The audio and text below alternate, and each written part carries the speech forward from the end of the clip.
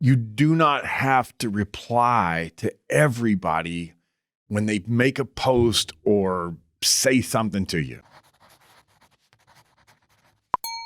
I'm Zach. This is The Average Christian.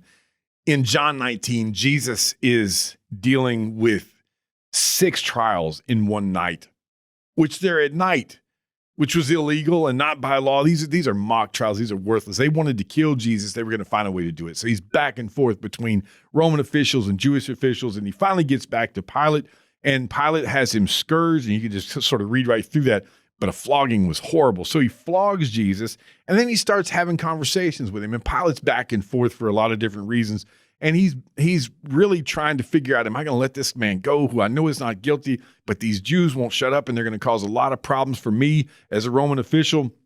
So Pilate hears these Jews answering him in 19 and verse 7, we have a law, and according to that law, he ought to die because he has made himself the Son of God. Pilate flips again. When Pilate heard the statement, he was even more afraid. He entered his headquarters again where Jesus is, and he says to him, where are you from? You know what Jesus did? Say a word. Isaiah 53, like a sheep before its shears is silent. Same with Jesus. He didn't answer. There's a lot of accusations being made all through his life, but especially here, and he's still not saying a word. And this is frustrating Pilate. Jesus gave him no answer. So Pilate pops off and says, so Pilate said to him, you will not speak to me? Do you not know that I have authority to release you and authority to crucify you, and you're going to stay quiet with me? Now Jesus speaks up. Finally, he says the following, you would have no authority over me at all. I can't imagine what Jesus' voice sounded like here. He's already been flogged. He's got the robe and the crown, and he's right near the cross at this point, already a broken man. You would have no authority over me at all unless it had been given you from above. Therefore, he who delivered me over to you has the greater sin. And from that time on, Pilate was trying to get Jesus out of this situation because that scared him even worse. Now, there's another time in, let me find it here, Matthew 21, I think it is. Yeah, Matthew 21, 23. He's always getting tested. When you read, he's always being tested by people who are trying to trip him up, who were making accusations about him, who were asking him these pointed questions that are trying to get him to go down the road and say something wrong. When he entered the temple, the chief priests and the elders of the people came up to him, saying to him as he was teaching, and said, by what authority are you doing these things? And who gave you this authority? Jesus answered them with another question. I also will ask you one question. If you tell me the answer, then also I will tell you by what authority I do these things. The baptism of John, where did it come from?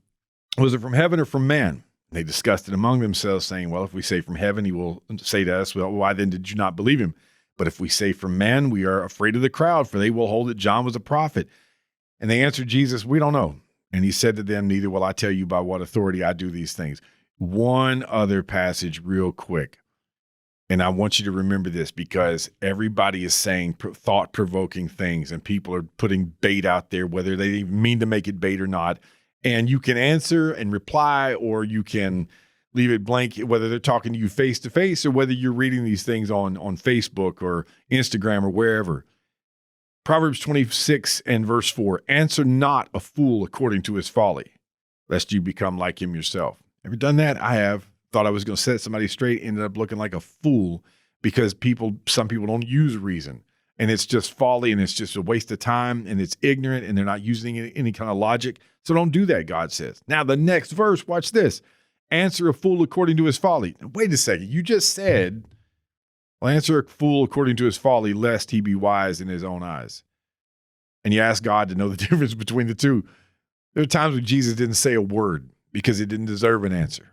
And there were other times where Jesus spoke up and answered because these people need to be taught and need to be told, and God will help us with that. And there's a lot of qualifiers in the Bible that will help us understand that. But please stop feeling the need to answer everybody who says anything and think you're taking a stand, lest you look like a fool too.